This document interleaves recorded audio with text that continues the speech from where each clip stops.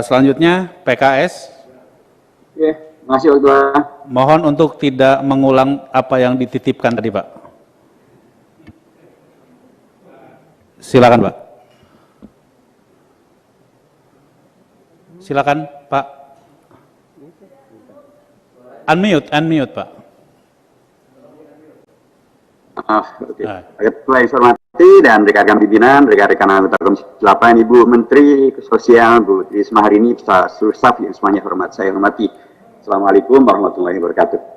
Saya kira langsung saja, pertama tentu selamat datang pada Bu Risma, dan beliau sekarang bukan sekedar menteri pada tingkat nasional, tapi menteri pada tingkat internasional, karena saya Hidayat Nur Wahid, anggota DPR dari Dapil Jakarta II, meliputi Jakarta Selatan, Pusat, dan Luar Negeri, Ibu. Jadi terkait dengan pandemi dan masalah sosial ini juga dampaknya terkena kepada warga Indonesia yang berada di luar negeri. Banyak pekerja Indonesia yang berada di Malaysia, yang ada di Hong Kong, yang ada di Taiwan, yang ada di Saudi Arabia bahkan, mereka terdampak dengan serius akibat dari terjadinya COVID-19, karena terjadinya pemutusan kerja, karena terjadinya lockdown, karena terjadinya mereka tidak bisa, akibatnya mereka menjadi miskin. Jadi karenanya sangat penting Ibu juga untuk mempedulikan dan melaksanakan kewajiban sesuai dengan sila yang kelima, keadilan sosial bagi seluruh rakyat Indonesia. Seluruh rakyat Indonesia itu ya termasuk yang mereka yang berada di luar negeri. Mereka yang kesusahan itu, mereka tidak punya pemasukan, mereka tidak bisa bekerja, mereka susah, tapi mereka tetap warga Indonesia. Karenanya penting untuk menjadi bagian daripada tugas Ibu sekarang dan akan datang. Karenanya dalam konteks perbaikan data, selain yang tadi telah disampaikan kawan-kawan, penting juga Ibu bekerja sama dengan Kementerian Luar Negeri untuk kemudian mendapatkan data-data yang lebih akurat terkait dengan problematika warga Indonesia yang terdampak COVID-19, masalah sosialnya, untuk kemudian bisa mendapatkan perlindungan dari negara. Dan nomor dua, juga dengan Kementerian Agama dikaitkan dengan bukan hanya penerima daripada masalah ini adalah mereka yang ada di lingkup Kementerian Pendidikan, tapi juga yang ada di Kementerian Agama. Dan nomor dua, Ibu, terkait dengan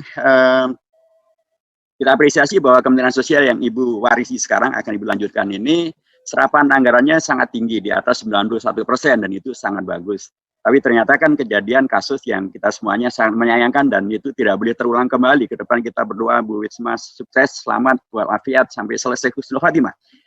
Tapi itu artinya adalah bahwa sekedar serapan saja ternyata tidak cukup. Serapan yang tinggi ternyata tidak menyelamatkan karena terjadi kasus kemarin itu. Karenanya sangat penting betul yang tadi kawan-kawan ingatkan bahwa pendataan itu betul-betul penting untuk dimaksimalkan, diperbaiki, karena Ibu sudah ketemu dengan KPK, dan ternyata ini masalahnya bukan hanya dengan temuan KPK yang ada 16.700.000 data yang tidak sinkron dengan dapil, dan ada 1.700.000 data yang sudah tidak valid karena sudah meninggal.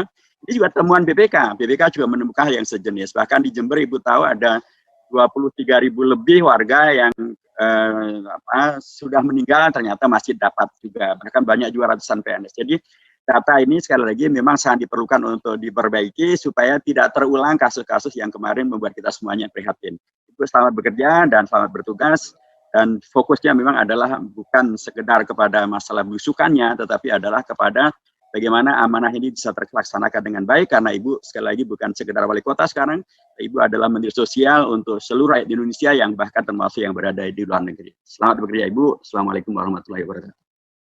Terima kasih Pak Kiai Hidayat Nur Wahid. Kita serahkan kepada pimpinan